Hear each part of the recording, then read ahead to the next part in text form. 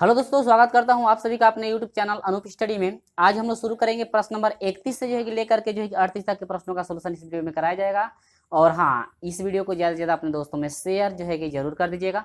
तो चलिए हम लोग फ्रेंड्स बात करते हैं प्रश्न नंबर 31। ठीक है, प्रश्न नंबर कितना 31 में ध्यान दीजिएगा। प्रश्न नंबर 31 क्या है, कह रहे हैं कि एक रासायनिक अभिक्रिया का समीकरण निम्न है। समीकरण दिया गया है और कह रहे हैं इस अभिक्रिया में 1 मोल HNO3 से प्राप्त NO2 का आयतन होगा, यानी कितना आपका आयतन होगा वही आपसे पूछ रहा है। तो बस मैं समीकरण जो है कि पहले लिख लेता हूं, उसके बाद मैं आपको समझा देता हूं। तो देखिए मैं यहाँ पर जो है समीकरण लिख लिया हूं और इसमें आपसे पूछ रहा था, क्या पूछ रहा है कि 1 मोल जो है 1 मोल HNO3 से प्राप्त NO2 का आयतन कितना होगा।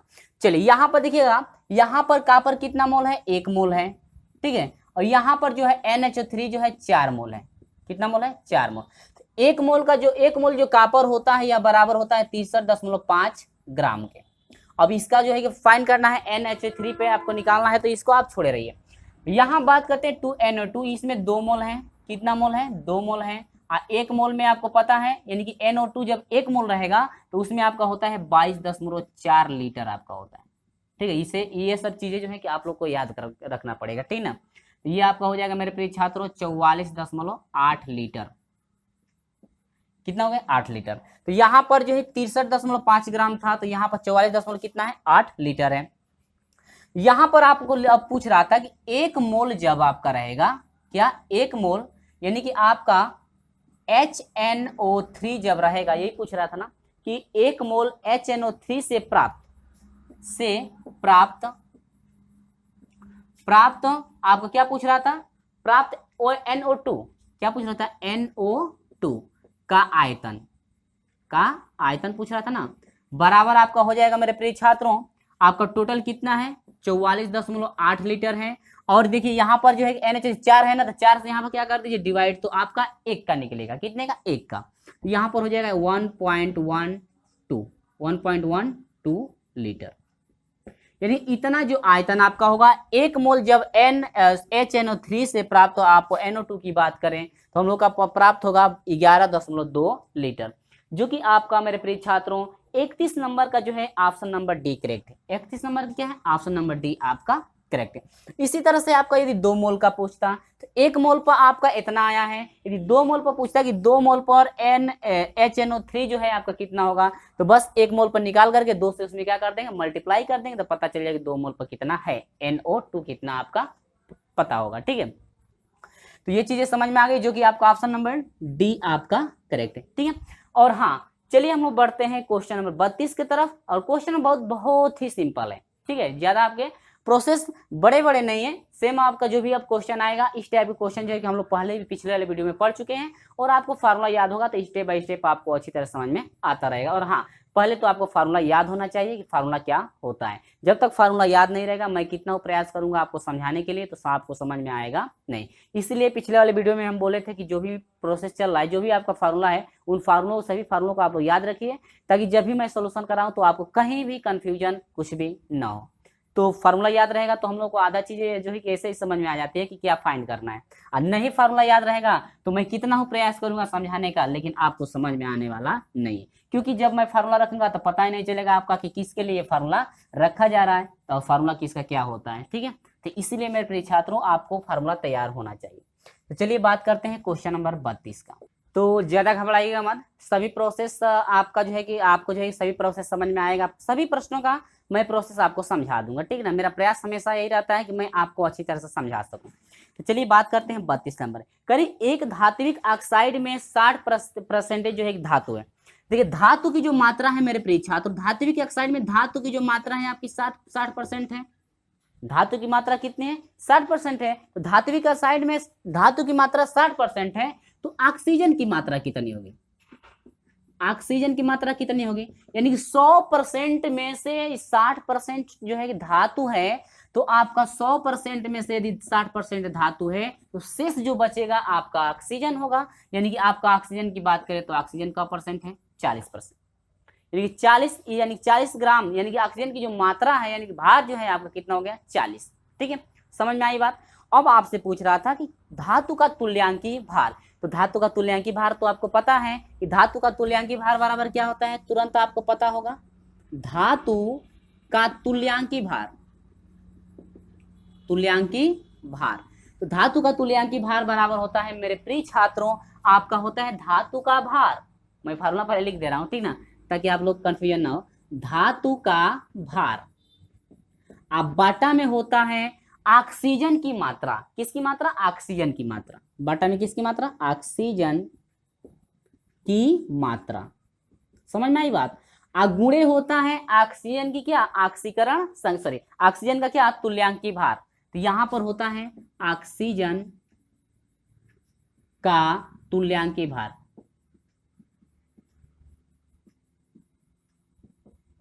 ऑक्सीजन क्या होता है, तुल्यांकी भार। तो ये चीजें आपको समझ में आई। अब आप कुछ सोच रहे होंगे सर तुल्यांकी भार कैसे पता करते हैं, तुल्यांकी भार तो आपको पता होगा कि ऑक्सीजन का तुल्यांकी भार कितना होता है, 8 होता है। ऑक्सीजन का तुल्यांकी भार कितना होता है, 8, क्योंकि हम लोग पिछले वाले वीडियो में भी पढ़ चुके हैं। और हाँ, आप लोग सोच रहे हैं कि सर कैसे निकालते हैं, तो आपको पता होगा तुल्यांकी भार बराबर फार्मूला आपको बताए थे हम पिछले वाले वीडियो में, तो आपको याद होगा जरूर। चलिए, और हाँ अभी तक आपको नहीं पता है ये फार्मूला, तो आप पिछले वाले वीडियो को देखिए या स्टार्टिंग वाले वीडियो को, इस चैप्टर के स्टार्टिंग वाले वीडियो को देखिए, आपको कंफर्म हो जाएगा कि हाँ तुल्यांकी भार का फार्मूला क्या होता है। इसलिए मैं यहाँ पे नहीं बता रहा हूँ, ताकि आप जाकर उस वीडियो को देखिए, ठीक है। तो यहाँ पर हम बात करते हैं धातु का भार कितना है, 60% है। ऑक्सीजन की मात्रा कितनी है, 40%। ऑक्सीजन का तुल्यांकी भार कितना होता है, 8। 0 0 क्या हुआ, कट गया, 4 दूनी के 8, यानी कि 2 छके 12। यानी कि हम लोग बात करते हैं तो धातु का जो तुल्यांकी भार है आप कितना हो जाएगा, 12। ये रहा आपका क्या आंसर। और हाँ, हम लोग ऑप्शन की बात कर लें तो 32 नंबर का मेरे प्रिय छात्रों ऑप्शन नंबर ए आपका करेक्ट है। ये चीजें आपको समझ में आ गई होंगी स्टेप बाय स्टेप कि तुल्यांकी भार बराबर आपका क्या होता है। और हाँ, आप लोग सोच रहे हैं सर बताए क्यों नहीं है, तो मैं बता दे रहा हूँ कि तुल्यांकी भार बराबर होता है परमाणु भार। परमाणु भार क्या होता है, तुल्यांकी भार बराबर परमाणु भार। अब बाटा में क्या चाहिए, संयोजकता, संयोजकता, यानी कि आपका ऑक्सीजन का परमाणु भार चाहिए और संयोजकता ऑक्सीजन की चाहिए, कितनी आपकी होती है। बस उसी से जब भाग देंगे परमाणु भार में तो पता चलेगा कि इसकी जो है तुल्यांकी भार इसका ऑक्सीजन कितना है। तो फार्मूला आप मैं लिख दिया ताकि आप लोग सोच रहे होंगे सर बताएं क्यों नहीं। तो चलिए, मैं यहाँ पर ये चीजें आपको अच्छे से समझ में आई। इसके बाद मैं आपको लेकर चलता हूँ 33 नंबर की तरफ। हाँ, 33 नंबर का क्वेश्चन याद रखिएगा, जो सेम प्रोसेस आपका प्रश्न नंबर 1 में बताया गया था वही सभी फार्मूला यहाँ पर भी आने वाले हैं। और सभी फार्मूला आपको यदि याद नहीं होगा तो आप उसे कंप्लीटली याद करें, क्योंकि जब तक फार्मूला याद नहीं होगा तब तक आपको किसी भी सवाल का सोल्यूशन जो समझ में आएगा नहीं। तो चलिए हम लोग बात करते हैं 33 नंबर के प्रश्नों का। तो ज्यादा 33 नंबर के प्रश्नों में आपको दिक्कत नहीं होने वाली है, सिर्फ मुझे जो समय लगेगा फार्मूला सिर्फ जो है कि लिखने में समय लगेगा, ठीक ना, और समझने में आपको समय नहीं लगेगा, आपको फटाक से समझ में आ जाएगा। तो चलिए पहले क्वेश्चन आप लोग देख लीजिए, क्वेश्चन आपका क्या दे रखा है, इसके बाद फार्मूले पे हम लोग चलेंगे। देखिए 33 नंबर की बात करें कि एक तत्व की विशिष्ट ऊष्मा दे रखा है, कैलोरी में दे रखा है। तत्व का जो है कि 25.9 ग्राम O2 में 4 ग्राम के साथ संयोग करता है, तो तत्व का परमाणु भार क्या है। यहाँ पर क्या निकालना है, तत्व का परमाणु भार। तो आपको ये पता होगा मेरे प्रिय छात्रों कि तत्व का जो परमाणु भार निकालना होता है, तो तत्व का परमाणु भार होता है तुल्यांकी भार और गुणे क्या होता है, संयोजकता होती है। तुल्यांकी भार गुणे क्या होता है, संयोजकता। मैं क्वेश्चन नंबर 1 में आपको कंप्लीटली समझा चुका हूँ, और यहाँ पर भी एक क्वेश्चन आया है उसी टाइप का, तो मैं यहाँ पर भी आपको कंप्लीटली समझाऊंगा क्या क्या आपको फाइंड करना है। तो चलिए यहाँ पर देखते हैं, विशिष्ट ऊष्मा दे रखा है, विशिष्ट, यहाँ पर थोड़ा मैं ऊपर लिख लेता हूँ, ठीक ना। तो यहाँ पर दे रखा है विशिष्ट ऊष्मा, विशिष्ट ऊष्मा आपका दे रखा है मेरे प्रिय छात्रों, विशिष्ट ऊष्मा दिया हुआ है 0.031। आप लोग जो स्क्रीन पे जो भी क्वेश्चन दिख रहा है आप उससे मिलाते रहेंगे। धातु का भार इसमें दे रखा है, धातु का भार, और धातु का भार देखा रखा है 25.9, ठीक है। ये सब चीजें आपको अच्छी तरह समझ में आ रही है ना। तो चलिए यहाँ पर जो है कि सभी मैं फार्मूला लिख दिया हूँ क्या क्या उपयोग होने वाला है, क्योंकि मैं यदि आपको लिख कर दिखाता तो ज्यादा समय लगेगा, क्योंकि लिखने में भी कुछ समय लगेगा ना, इसलिए मैं यहाँ पर लिख लिया हूँ। क्योंकि प्रश्न नंबर 1 में जो है कि हम लिख करके बार बार आपको समझा चुके हैं, और कुछ प्रश्नों में भी पिछले वाले वीडियो में भी कुछ इस टाइप के क्वेश्चन थे जो कि आपको समझाया गया है, तो इसलिए मैं यहाँ पर एक बार लिख लिया हूँ फार्मूला, इसके बाद मैं आपको समझा रहा हूँ, ठीक है।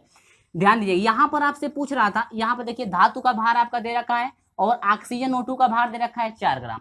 अब यहाँ से पूछ रहा था तत्व का, ध्यान दीजिएगा क्या पूछ रहा है कभी तत्व यानी तत्व का परमाणु भार पूछ रहा था, तो तत्व का कभी भी परमाणु भार आपको निकालना होगा, क्या क्या चाहिए, तुल्यांकी भार चाहिए, गुणे क्या चाहिए, संयोजकता। प्रश्न नंबर 1 में भी हम लोग पढ़ चुके हैं इसे, ठीक ना। तो आपको क्या इसमें तुल्यांकी भार पता है, इसमें तुल्यांकी भार भी नहीं है, संयोजकता पता है, संयोजकता भी नहीं, कोई वैल्यू आपका दिया नहीं है। तो हर बार यानी कि आपको तुल्यांकी भार भी पता करना पड़ेगा, संयोजकता भी निकालना पड़ेगा। तो देखिए यहाँ पर तुल्यांकी भार के लिए ये फार्मूला है, अभी तुल्यांकी भार के लिए फार्मूला है, अभी पिछला वाले क्वेश्चन में देखे है ना, तुल्यांकी भार बराबर होता है धातु का भार बटा में ऑक्सीजन का भार गुणे ऑक्सीजन की क्या ऑक्सीकरण संख्या, ऑक्सीजन की ऑक्सीकरण संख्या अभी पता है 8 होती है ना। तो यहाँ पर ये पता करना होगा, और जब ये पता हो जाएगा तो आसानी से संयोजकता निकालेंगे, क्योंकि तुल्यांकी भार तो निकल जाएगा। तो यहाँ पर पहले हम लोग निकाल लेते हैं आपका कितना है।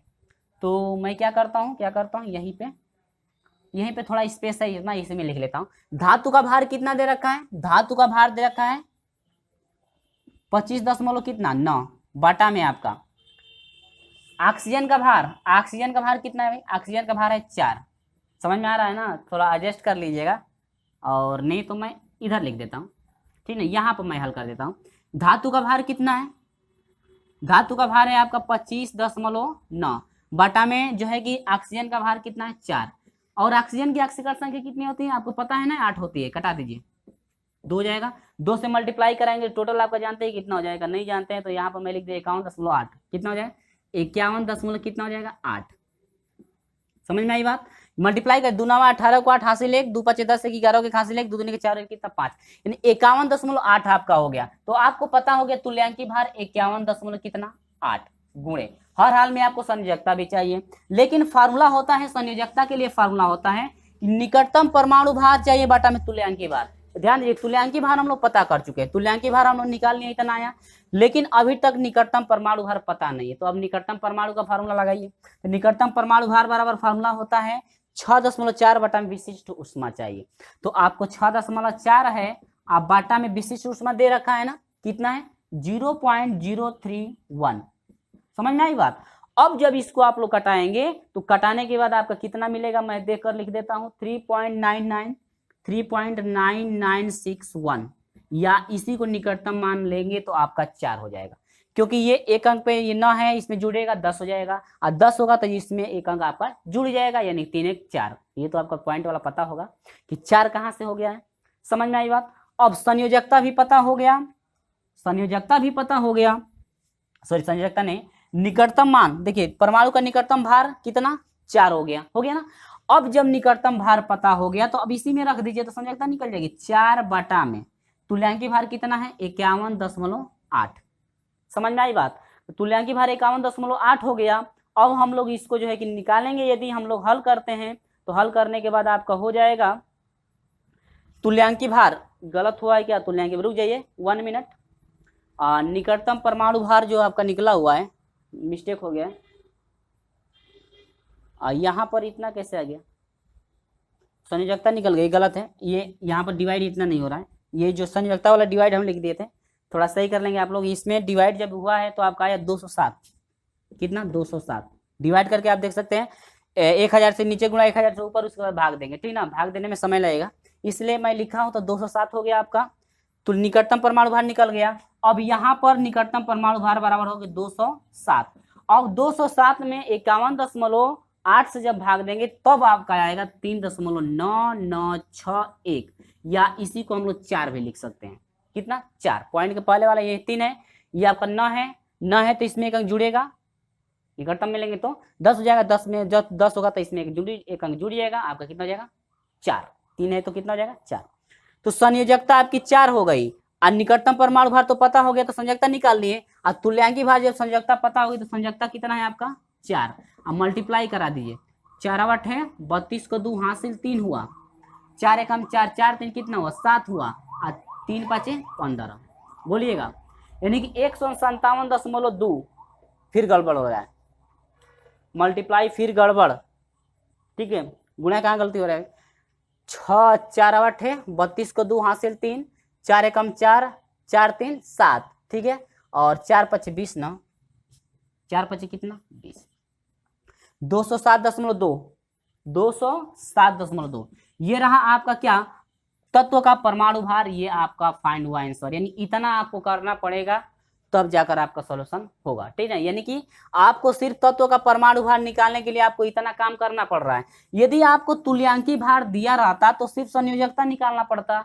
यदि संयोजकता दिया रहता तो खाली तुल्यांकी भार, और तुल्यांकी भार संयोजकता दिया रहता तब तो आसानी से बस हम लोग रख करके निकाल लेते, लेकिन नहीं दिया था, इसलिए हम लोग को इतना क्या करना है, फाइंड करना है, तभी आपका आंसर पता होगा, ठीक है ना। अब ये मत कहिएगा ट्रिक कोई बताइए, तो ट्रिक कोई ऐसा नहीं है। और ट्रिक बनता कैसे जानते हैं, क्या होता है, सभी का माना एक ही बार ये सूत्र रख करके कटा लीजिए, जो कटेगा वो बचेगा, जो बचेगा उसी में जो है कि हम लोग रख करके मान निकाल लेंगे, ठीक है।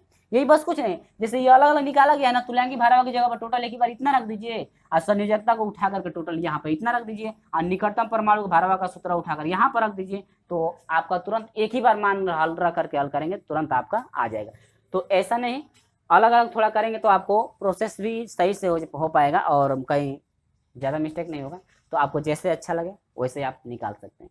तो इसका जो है कि ऑप्शन की बात कर लें, 33 नंबर का जो ऑप्शन की हम लोग बात करते हैं, तो 33 नंबर का जो है ऑप्शन आपका ए करेक्ट है 207.2। ऑप्शन नंबर क्या है, ए आपका करेक्ट है, 207 क्या है 2 आपका सही।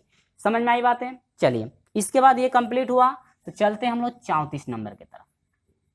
तो ये चीजें आपको अच्छी से समझ में आ गई ना। चलिए इसके बाद हम लोग 34 नंबर पे चलते हैं। बस 34 नंबर ज्यादा बड़ा नहीं है, 2 ही लाइन का है 34 नंबर। बस फार्मूला रखिए, तुरंत आपको मान पता होगा, तुरंत रख करके हल कर लेंगे, ठीक है।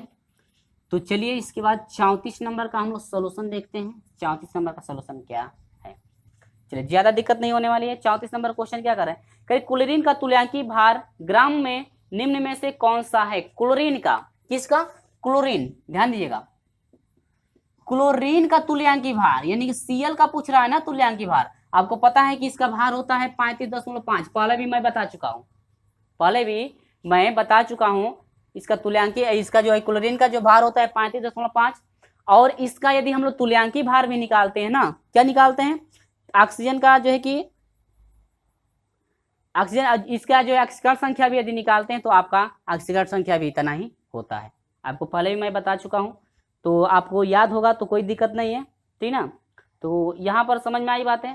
चलिए तुल्यांकी भार वही आपका है, तो यहाँ पर ये चीजें समझ में आ गया।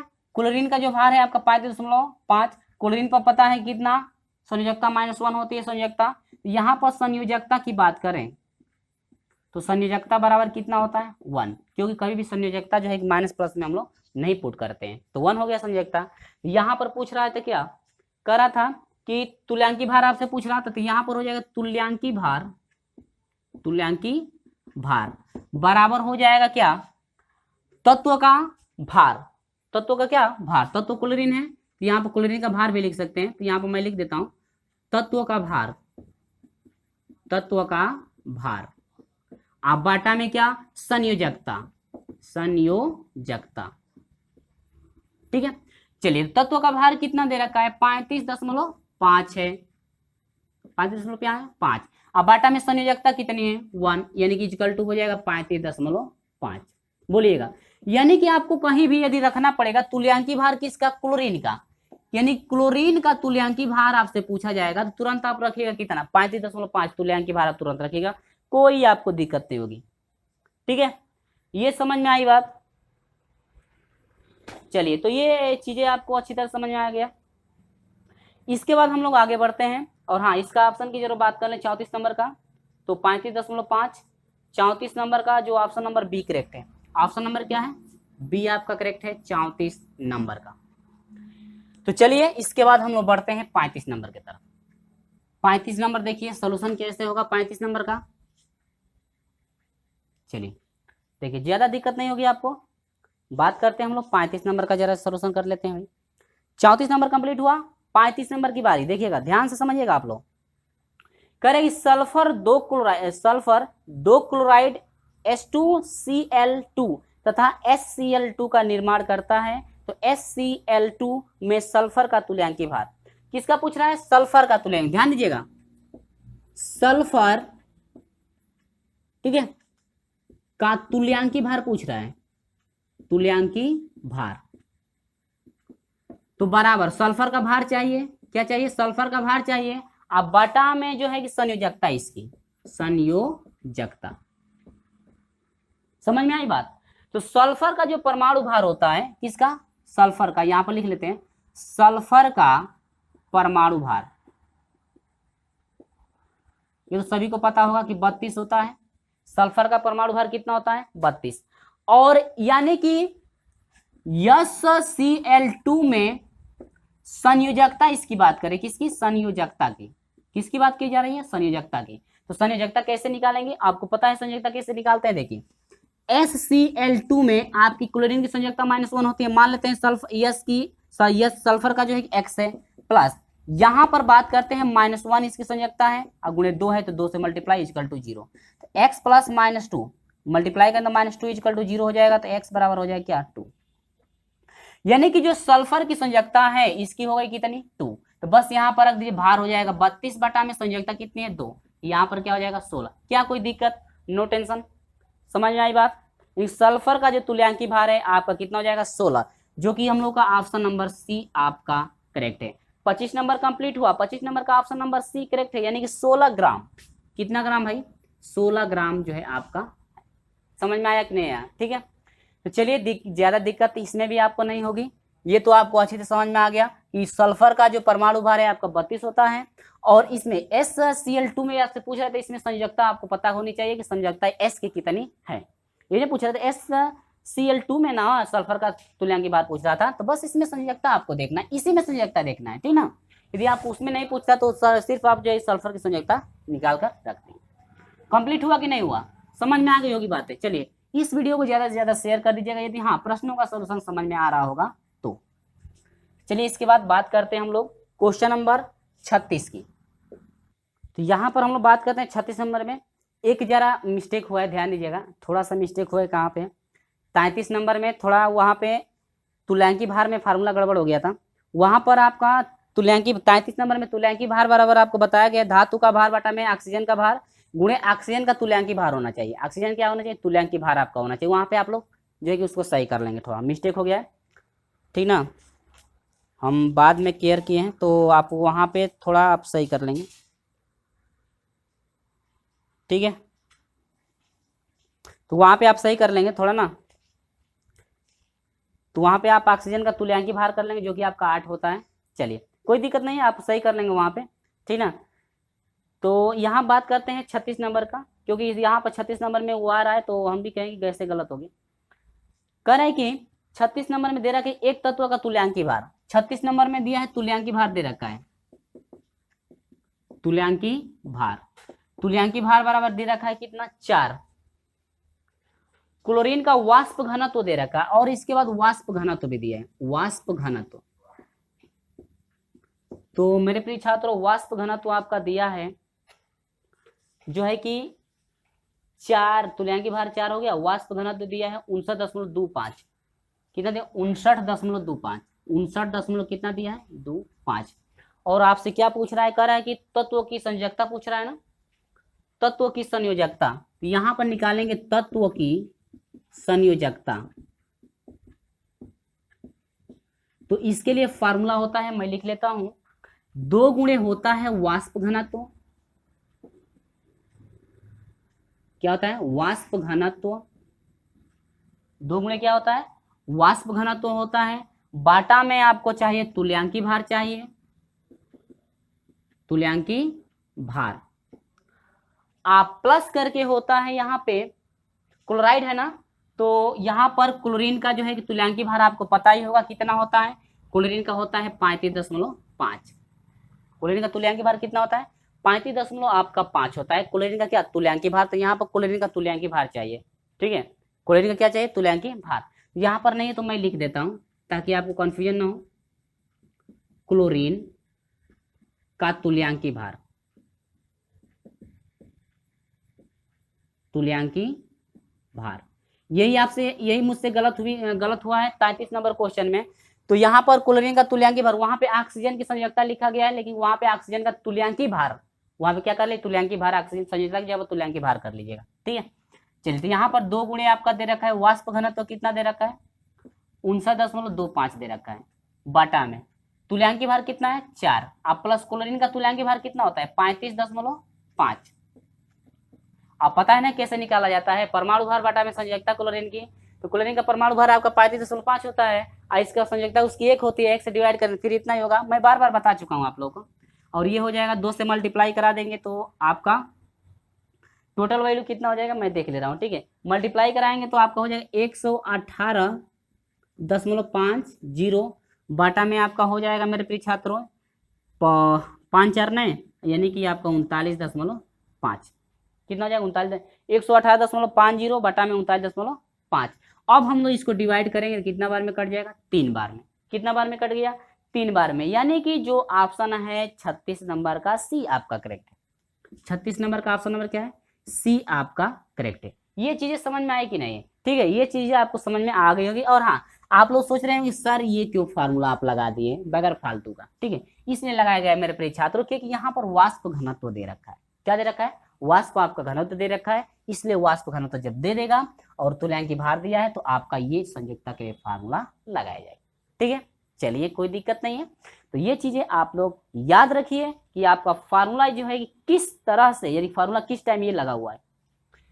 तो इसी के साथ हम लोग बढ़ते हैं अगले प्रोसेस की तरफ, हम लोग बढ़ते हैं। सेम आपका प्रोसेस, हाँ 37 नंबर में यही लगभग फार्मूला आपका लगने वाला है। तो यहाँ पर 2 गुणे वाष्प घनत्व तो मैं छोड़ देता हूँ, तुल्यांकी भार भी छोड़ देता हूँ, और यहाँ पर क्लोरीन का तुल्यांकी भार 37 नंबर में भी क्लोरीन दे रखा है। क्या दे रखा है 37 नंबर में वाष्प घनत्व दे रखा है, तुल्यांकी भार देखिए 37 नंबर सेम आपका वही क्वेश्चन क्या है, वही आपका क्वेश्चन है। तो बस कुछ नहीं करना है, ऑप्शन ये कंफर्म हुआ कि ऑप्शन नंबर इसका सी करेक्ट है। 37 नंबर भी वही आपका सवाल है, आप खुद सोल्यूशन इसका कर सकते हैं इसी पे, ठीक है। तो चलिए उसका भी मैं सोल्यूशन करके दिखा देता हूं। तो 37 नंबर का ध्यान दीजिएगा, क्वेश्चन क्या दे रखा है, दे रखा है कि एक धातु के क्लोराइड का वाष्प घनत्व। देखिएगा मेरे प्रिय छात्रों, वाष्प घनत्व दे रखा है आपका, दिया है वाष्प घनत्व दिया है 180, बहुत बढ़िया 180 दिया है, और तुल्यांकी भार मेरे प्रिय छात्रों दे रखा है 60। तो अब इसके बाद कह रहा है कि क्लोराइड तुल्यांकी भार, क्लोराइड है ना, तो क्लोरीन का जो है कि तुल्यांकी भार चाहिए, क्लोरीन का क्या चाहिए तुल्यांकी भार, तो वही आपको पता है क्लोरीन का तुल्यांकी भार सेम आपका है, ठीक है। तो वही फार्मूला हम लोग को लग गया ना, तो बस कुछ नहीं करना था, देखिए बस वही लगा दीजिए। 2 गुणे होता है वाष्प घनत्व, कितना दिया है 180 दे रखा है, अब बाटा में तुल्यांकी भार आपका 60 दे रखा है, आप प्लस क्लोरीन का तुल्यांकी भार कितना है 35.5। बोलिए कोई दिक्कत नहीं, दिक्कत, ठीक है। 18 दूनी के 36 360, अब बाटा में इसको जोड़ेंगे तो हो जाएगा 6 3 9 95 कितना हो जाएगा 5। समझ में आई बातें 95.5, यानी कि जब डिवाइड आप करेंगे इसका, तो डिवाइड करने के बाद यहाँ पर तत्वों की संयोजकता यहाँ पर निकल गया, यानी कि आपका हो जाएगा 360 बटा में क्या 95.5, और भाग देंगे तो आपका हो जाएगा बराबर हो जाएगा 37.7। क्या ये चीजें समझ में आई कि नहीं आई, ठीक है, ये चीजें समझ में आई। अब इसमें परमाणु का भार पूछ रहा था ना, तो यहाँ पर संयोजकता हम लोग निकाल लिए। अब देखिए भार बराबर क्या होता है, किसका भार धातु का परमाणु भार। अब यहाँ पर देखिए धातु का परमाणु भार, मैं यहाँ पर पहले क्यों निकाल दिया हूँ, समझ में आई बात, क्योंकि मुझे मिटाना नहीं पड़ेगा, ठीक है, मिटाना पड़ेगा तो फिर मुझे लिखना पड़ेगा। धातु का परमाणु भार बराबर होता है तुल्यांकी भार गुणे संयोजकता, ये तो पता है, तुल्यांकी भार गुणे क्या संयोजकता,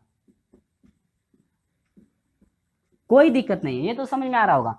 अब बराबर तुल्यांकी भार कितना दिया है 60 दिया है, गुणे संयोजकता कितना दिया है 37.7। समझ में आई बातें। आज जब गुणा करेंगे तो हो जाएगा 222, यह रहा क्या आपका आंसर। और हम लोग 37 नंबर का ऑप्शन की बात कर लें, ऑप्शन नंबर सी आपका करेक्ट मिल रहा है 222, कितना मिल रहा है 222। तो ये चीजें समझ में आए, आपको कंफ्यूजन हो गया होगा कि सर क्यों आप संयोजकता निकाल रहे हैं, परमाणु भार पूछ रहा है। तो मेरे प्रिय छात्रों, परमाणु भार आपको पता होगा कि धातु का परमाणु भार होता है तुल्यांकी भार गुणे संयोजकता आपकी होती है, ठीक है। इसीलिए तुल्यांकी भार दिया था तो आपको निकालना था संयोजकता, और संयोजकता के लिए आपका ये फार्मूला पता है। तो ये चीजें आपको समझ में आ गई होगी। अगर यहीं पे विशिष्ट ऊष्मा दिया रहता और आपका धातु का भार दिया रहता और उसका जो है कि ऑक्सीजन का किसी का भार दिया रहता, तब तो आपको वही प्रोसेस लेकर चलते प्रश्न नंबर 33 का, जिसमें हम लोग मिस्टेक किए हैं। मिस्टेक क्या हुआ है, बस वहां पे ऑक्सीजन का तुल्यांकी भार होना चाहिए, लेकिन मैं संयोजकता लिख दिया हूँ, ठीक है। तो ऑक्सीजन का तुल्यांकी भार वहां पे लिख दीजिएगा 8 होता है, ठीक है। तो ये चीजें समझ में आ गई। और ये 37 नंबर रहा। और अभी तक का वीडियो आपको अच्छा लग रहा है तो इस वीडियो को लाइक कर दीजिएगा और ज़्यादा से ज़्यादा अपने दोस्तों में शेयर भी इस वीडियो को कर दीजिएगा। चलिए ज़्यादा दिक्कत नहीं है।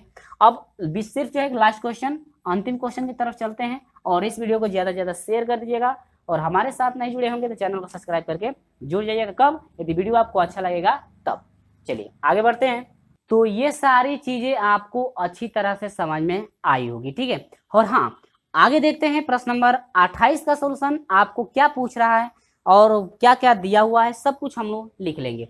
दे रखा है कि एक तत्व की विशिष्ट ऊष्मा, 38 नंबर में दिया है विशिष्ट ऊष्मा दे रखा है, ध्यान दीजिएगा। विशिष्ट ऊष्मा बराबर दे रखा है मेरे प्रिय छात्रों 0.28, इतना दिया है। तुल्यांकी भार भी दे रखा है, क्या दिया इसमें? तुल्यांकी भार दे दिया तो निकालना नहीं है। तुल्यांकी भार बराबर दिया हुआ है कितना? 8। तुल्यांकी भार कितना दिया हुआ है? 8। इसमें कह रहा है कि तत्व का सही परमाणु भार, तो यहां पर आपको निकालना पड़ेगा तत्व का सही परमाणु भार, सही परमाणु भार। अभी हम लोग लिखे थे परमाणु भार बराबर होता है, सॉरी तुल्यांकी भार पहले, तुल्यांकी भार अभी फॉर्मूला लिखे है ना, तुल्यांकी भार गुणे का चाहिए? संयोजकता चाहिए, संयोजकता। क्या चाहिए? संयोजकता। तो अब देखिए क्या क्या इसमें पता है, क्या नहीं पता है, और जो नहीं पता होगा उसी को तो निकालना पड़ेगा ना। अब देखिए, तो इसको हम निकालने के लिए तुल्यांकी भार चाहिए, लेकिन तुल्यांकी भार तो दिया है, कोई दिक्कत नहीं है। संयोजकता चाहिए, लेकिन संयोजकता हम लोग को पता नहीं है, संयोजकता तो निकालना पड़ेगा। अब संयोजकता बराबर क्या होता है, यहां पर फार्मूला क्या होता है उसको मैं लिखता हूं। संयोजकता बराबर होता है निकटतम परमाणु भार, परमाणु भार, निकटतम परमाणु भार बटा में आपका होता है तुल्यांकी भार। क्या होता है? तुल्यांकी भार। समझ में आई बात? अब निकटतम परमाणु भार पता है, नहीं पता है, तो अब फिर इसका फार्मूला लगाएंगे। तो यहां पर निकटतम परमाणु भार का फार्मूला का होता है, परमाणु भार बराबर होता है 6.4 बटा में होता है विशिष्ट ऊष्मा, विशिष्ट ऊष्मा। ये फार्मूला आपका फिर आ गया, आपको तो याद हो गया होगा, पिछले वाला में भी प्रश्न में भी याद हो गया होगा कि हाँ क्या फार्मूला है। बटा में 6.4 बटा में विशिष्ट ऊष्मा कितना दे रखा है मेरे भाई? 0.28। समझ में आई बात? आज 6.4 में 0.28 से भाग देंगे तो आपका हो जाएगा 22.8। 22 कितना आया? 8। ये पता होगी निकटतम परमाणु भार, और निकटतम परमाणु भार पता हो गया तो संयोजकता निकाल सकते हैं। अब निकटतम परमाणु भार हो गया 22.8 बटा में तुल्यांकी भार कितना था मेरे भाई? तुल्यांकी भार था आपका 8। आज जब 22.8 को 8 से डिवाइड करेंगे तो आपका जानते हैं कितना आएगा? नहीं जानते, 2.85 आएगा। मुझे भी पता नहीं था लेकिन मैं लिखा हूं तो मैं लिख दे रहा हूं, ठीक है। यानी कि 8 से जब भाग देंगे 22.8 में तो 2.8 आपका 85 आएगा। भाग देकर देख सकते हैं, हो सकता है मिस्टेक हो, यदि मिस्टेक मेरा डिवाइड हो तो आप सही करके बस वही वैल्यू जो आपका आएगा वही आपको रखना है। ये समझ में आई? अब यहाँ पर संयोजकता पता हो गया तो अब बस यहाँ पर रख दीजिए तुल्यांकी भार आपका कितना दे रखा है? 8 गुणे संयोजकता कितना है मेरे भाई? 2.85। अब इनका मल्टीप्लाई जब कराएंगे, गुणा कराएंगे तो आपका होगा 22.8। 22.8 ये फाइंड हुआ आपका आंसर। यानी कि आपका जो है तत्व का सही परमाणु भार आपका हो जाएगा 22.8, जो कि 38 नंबर का क्वेश्चन नंबर अंतिम का ऑप्शन नंबर ए आपका करेक्ट है, ठीक है। तो मेरे प्रिय छात्रों, उम्मीद होगी कि जो भी मैं क्वेश्चन इस वीडियो में आपको समझाया हूं, स्टेप बाय स्टेप सभी प्रश्नों का सॉल्यूशन अच्छी तरह से समझ में आ गया होगा। और हाँ, यदि आपको ये चीजें समझ में अच्छी तरह से आ गई है, इस वीडियो को एक बार जो है कि अपने दोस्तों में शेयर जरूर कर दीजिएगा। और हाँ, ये चीजें तभी आपको समझ में आ सकती हैं जब आपको फार्मूला कंप्लीट याद होगा, ठीक है। फार्मूला कंप्लीट याद नहीं होगा तो ये सब चीजें आपको नहीं आ पाएगा।